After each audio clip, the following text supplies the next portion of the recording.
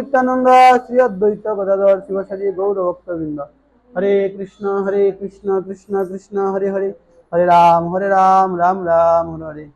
জয় শিল প্রভুপাদ কি, জয় জয় রানী কি। রানী কথা একটু বলবো শেষ। চৈতন্য ভগবান কইছে ক্লাস শুনবো। আরে উপস্থাপনা কিচ্ছু নাই, আমরা আইছি বাংলাদেশ থেকে আর নরাদমের একদম চূড়ান্ত, বুঝে গেল কি।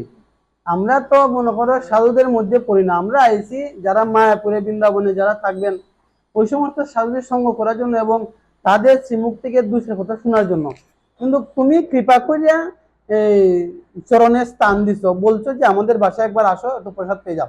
এতে আমাদের দুইটা লাভ। একটা লাভ হইলে কি, আমরা একটু ঘুরে দেখলাম, আমরা তো সব দিকে প্রফিট, ঠিক আছে। মূল কথা সেটা। এখন করতেছে মনে করো আমি বলছি যেটা দামে বাস করা ওই সাধারণ স্বীকৃতি হয় না, বুঝে গেল। দাম রয়েছে চিন্তামণিময় ভূমি আর কল্প বৃক্ষময় বন। যা দেখতেছি তা ভূমিটা ওই চিন্তার অতীত, চিন্তামণিময় ভূমি, ওর জোর চোখে বোঝা যাবে না। কল্প বৃক্ষময় বন, এগুলো সব কল্প বৃক্ষ।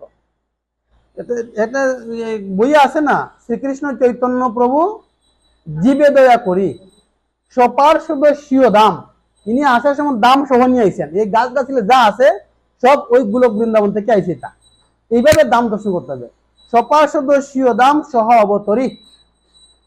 কি বলছি, তোমাকে তো বলার কিছু নাই। এই জন্য কল্পবৃক্ষময় বন, চর্মচুক্ষে দেখে তাহা প্রবঞ্চরে প্রেমনাত্রে দেখে তার স্বরূপ প্রকাশ।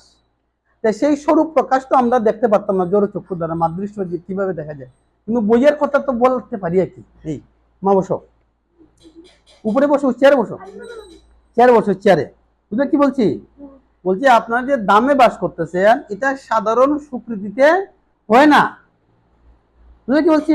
অনেক সাধু আছে, কজন সাধু দামে বসবাস করতে পারতেছে, বুঝে গেল। এত সহজ না, দামের কৃপা না হইলে দাম দর্শন করা যাবে না।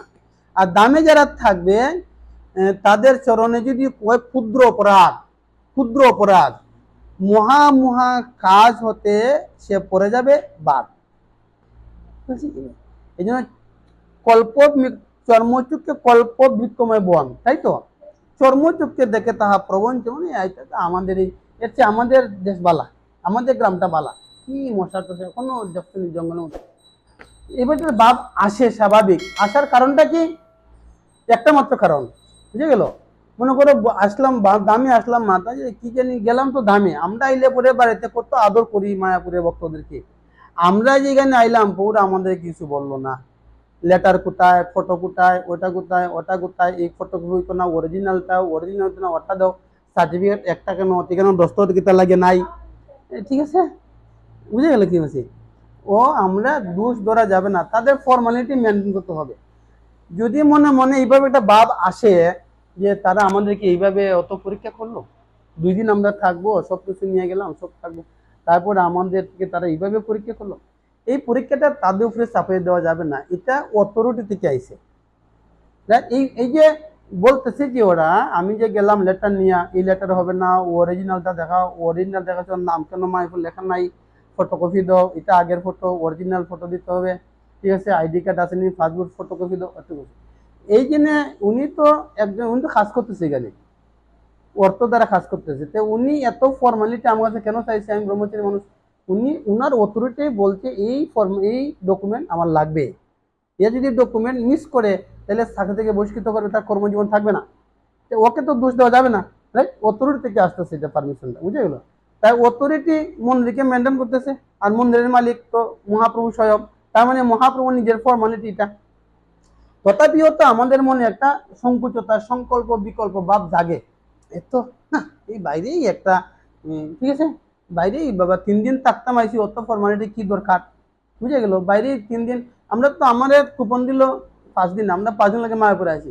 5 দিনের মধ্যে মনে হয় একবার খাইছি মাত্র, পুরোটা কুপনে তো মিস, আমি তো একবার মাত্র খাইছি। তারপরে সকালে বললাম যে আমি তো 3 দিন মাঝে খাইছি না, আর তাছাড়া শেষে একদিন সকালে চলে গেলে একবার খাওয়া যাই বনি, ওইটা বিবেচনা করে দেখা যাবে। ব্রহ্মচারী মেয়াদের বললে পরে বিবেচনা করে দেখা যাবে। আমি আমার কথা বলার শখ আগে একটু বললাম, খাওয়ার তো আমার দরকার নাই। তারপর দেখলাম উনি কি বলে, যাক কৃষ্ণ নিশ্চয়। এই জন্য দোষ যদি আমরা ধরি তাহলে এটা যে কি বললে হবে, এই দোষ ধরলে মনে করতে হবে তাহে জানো আমাদের হৃদয়ে অপরাধ আছে প্রচুর। এই অপরাধ আছে বিধায় তাদের দোষ ধরি আমরা, তাদের দোষ ধরার প্রয়োজন। আমরা দামে আসি, দাম তো একটা, এখানে আসবেন তখন আপনি ওই ফর্মালিটি মেনটেন করবেন, বুঝে গেল? এইভাবে আমরা আসি বাংলাদেশে, এক একটা দেশের এক একটা ফর্মালিটি আছে, নিয়ম আছে। আমাদের দেশে গেলে মাতাজিকে দেখিচ্ছেন, প্রভু আপনি আছেন, তাড়াতাড়ি আসেন, এইবারও করুণা করো বৈষ্ণব গুসাই, চন্দনমালা পড়াও, ঠিক আছে, চরণ দৌত করো, জল খাও। এটা আমাদের বাঙালি প্রথা, বৈষ্ণব প্রথা, বাঙালি প্রথা। আর বৈষ্ণব প্রথাটা বাংলা থেকে সৃষ্টি, বুঝলে কি বলছি? এইভাবে বাংলা থেকে বৈষ্ণবীয়তাটা বাংলাতে এখনো আছে। এটা যত যাই করুক না, বুঝে গেল এখান থেকে। আর যত বৈষ্ণবরা আছে ওরা তো সবাই গৌরমন্ডল, বাংলা থেকে তাদের জন্ম। রূপ সনাতন থেকে শুরু করি, একেবারে মহাপ্রভু থেকে শুরু করি, অদ্বৈত আচার্য প্রভু, শ্রীবাস ঠাকুর, তারপরে গদাধর পণ্ডিত, তারপরে ওই যে মুরারি গুপ্ততে গেলাম বাড়িতে, বুঝে গেল? ওরা তো সবাই বাংলা থেকে আসছে এখান থেকে, বুঝে কি বলছি? এবার প্রশ্ন হয়েছে এই যে আমরা এখন দামে আসছি, দামে আসার পরে আমরা এখানে শুধু খালি থাকি আর আগরে তাকাইলে হবে না, দাম আমাদেরকে দর্শন করতে হবে, দামের তত্ত্ব আমাদেরকে জানতে হবে, বুঝলে কি বলছি? আর নাহলে ও বুঝে না, ভক্তি বুঝে যাবে না। ভক্তি সম্পূর্ণ ভক্তির দ্বারা পরিচালিত। এই যে আমরা যে পর্দা লাগাও, ভগবান বলছে পর্দা লাগানো যাবে না। ঐশ্বর্য জ্ঞানেতে সব জগত মিশ্রিত, ঐশ্বর্য শিথিলে আমি না, ঐশ্বর্য শিথিল প্রেমে না হই প্রীত, মূর পুত্র, মূর সখা, মূর প্রাণপতি, এইভাবে যে করে মূরে কৃষ্ণ ভক্তি, আপনাকে বড় মানে আমাকে সমহীন, সর্বভাবে আমি হই তাহার অধীন। ভগবান বলছে আমাকে এইভাবে খাওয়াইতে হবে, বুঝে গেল? এইভাবে ফুংফাং করলে হবে না, এইভাবে না যে দরনা শুয়ে না, এই না সেই না, এটা ভগবান পছন্দ করে না। ভগবান চা আমরা একলা বইয়ে খাইনি, বুঝলি? এটা বুঝে যেতে পারছি। কোনো গৃহস্থ ভক্ত বাড়াতে তো আমরা তো যাই, অনেক গৃহস্থ ভক্ত বাড়িতে অনেক কিছু জানে, আবার সাধারণ জিনিসটা জানবে না। আচমন পত্র আছে, তখন বড় সিনিয়র বউ আছে না এখানে বসা, হঠাৎ করে সিনিয়র বউটা একটা আচমন নিয়ে এলো, গায়ত্রী করবো হয়তো ভাইয়া, না না না প্রভু প্রভু এটা না, এটার লোক ভগবানের, আর এটার লেগে আর কি গুরুদেব, এটার লেগে আমরা। আর এবার বড় প্রভুকে সিদ্ধান্ত হয়ে জানে না কোনটা ভগবানের, কোনটা তার, কোনটা আমার। ফট করি মাতাজিও বুঝুক, পিতাজিও বা প্রভু ফট করি, না না এটা না, এটা না, এটা না, এটা না, এটা ভগবান, ওইটা ওইটা। আরে বাবা, ভক্তের উচ্চটা খাইবে লেগে ভগবান পাগলে যাচ্ছে, আর তুমি তার ওইটা না ওইটা কইতে, এরা তো জানে না এতটুকু, বুঝে গেল? এই না জানার কারণে ওটা ওটা বলে। এই জন্য জানতে হবে কে গৃহস্থ, কে ব্রহ্মচারী, কে সন্ন্যাসী, ভক্তিতে এগুলি নাই। যে বোঝে হে বড় অবক্তহীন, যার কৃষ্ণ ভজনে নাই যার কুলাদি বিচার। আর এই কলিযুগের জন্য গৃহস্থ আশ্রম হচ্ছে উত্তম আশ্রম, বুঝে গেল?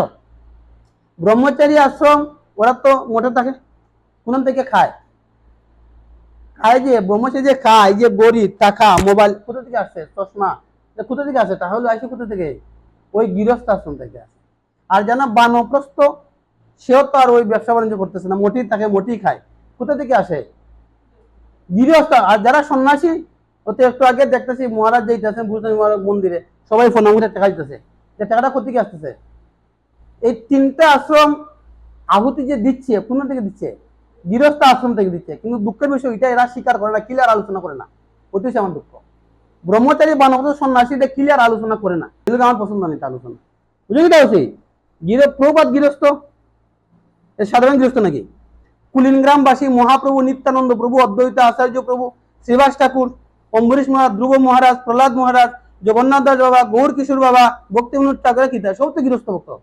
এরা একজন সৎ শিরোমণি, বুঝে গেল? এরা অনেক বড় বড় সন্ন্যাসীদেরকে জন্ম দিছে, বড় বড় সন্ন্যাসীর গুরু, তারা হাজার সন্ন্যাসীর গুরু। এই জন্য কলিযুগের জন্য গৃহস্থ আশ্রম হচ্ছে উত্তম আশ্রম, বুঝে গেল?